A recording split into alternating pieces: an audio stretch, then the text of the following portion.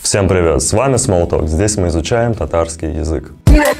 Зима принесла с собой лютые холода. С самого начала декабря столбики в термометрах просто рухнулись вместе с температурой.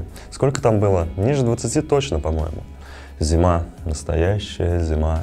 А мы-то в свою очередь и сказать даже не знаем как. Нужно исправлять. Каш житте. Пришла зима. Каш сувага. Зимний холод. А спасет от зимнего холода, естественно, зимняя одежда. Кошка кием. Ну а как же зовут главного героя новогодних праздников? Конечно же, Каш Бабай.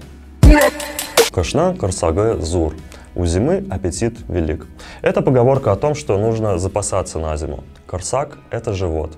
Эта фраза означает, что у зимы большой живот, то есть серьезный такой аппетит.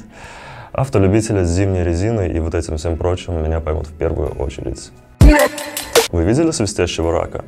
Ну, как минимум упоминали его, когда хотели сказать про что-то, что это никогда. Козел кар яугач. Когда на горе рак свистнет. Но это если по-русски, с таким эквивалентом.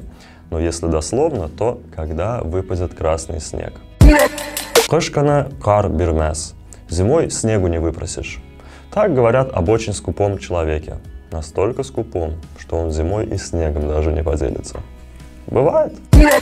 Дуслар, одевайтесь теплее, саубалвес.